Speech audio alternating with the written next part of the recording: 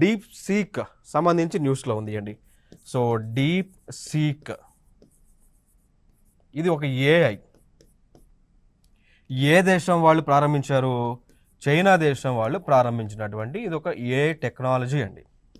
Like దీనికి example అంటే like ఇప్పుడు మనకి యునైటెడ్ స్టేట్స్ ఆఫ్ అమెరికా వాళ్ళు ఏ విధంగా చాట్ జీపీటీని ప్రారంభించారో, ఏ విధంగా చాట్ జీపీటీ మనకు ఉపయోగపడుతూ ఉందో ఇన్ఫర్మేషన్ ఇవ్వడానికి, దానిలాగానే ఈ డీప్ సీక్ అనేటువంటి ఒక ఏఐని, ఒక బ్రౌజింగ్ టూల్ని చైనా దేశం వాళ్ళు స్టార్ట్ చేశారు అండి.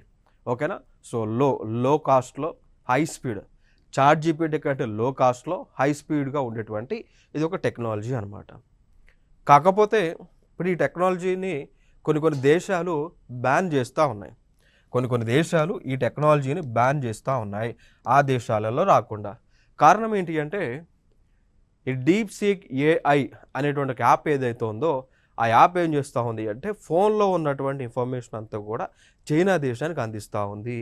సో ఆ దేశంలో ఉన్నటువంటి పర్సనల్ డేటా అంతా కూడా చైనా దేశానికి వెళ్తుంది అనేటువంటి ఉద్దేశంతో కొన్ని దేశాలు కలిసి డీప్ సీక్ ఏఐ అనేటువంటి ఒక ఏఐ టూల్ని బ్యాన్ చేయడం జరిగింది.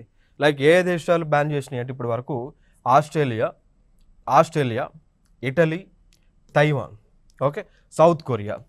క్లియర్ కదా? సో ఈ దేశాలు బ్యాన్ చేయడం జరిగింది డీప్ సీక్ని. అంటే పూర్తిగా కాకపోయినా కొన్ని లైక్ గవర్నమెంట్ ఏజెన్సీస్లో, గవర్నమెంట్ డివైజెస్లో యూజ్ చేయకుండా ఈ బ్యాన్స్ అనేటువంటివి వేయటం జరిగింది. ఓకేనా? సో గతంలో మనం చూసుకోండి, ఇంకో కంపెనీ ఉండేది హవాయ్ అని. సో హవాయ్ అనేటువంటి ఒక కంపెనీ ఉండేది, చైనా దేశానికి చెందినటువంటి కంపెనీ. సో ఈ కంపెనీ పైన కూడా, సో ఈ హవాయ్ అనేటువంటి కంపెనీ పైన కూడా ప్రపంచ దేశాలన్నీ కూడా బ్యాన్ వేయడం జరిగింది. కారణం ఏంటి అంటే ఈ డివైజెస్ ద్వారా చైనా అనేటువంటి ఒక దేశము ఆ దేశాల్లో ఉన్నటువంటి పర్సనల్ ఇష్యూస్ అన్నీ కూడా తీసుకుంటుంది అనేటువంటి ఉద్దేశంతో. ఓకేనా?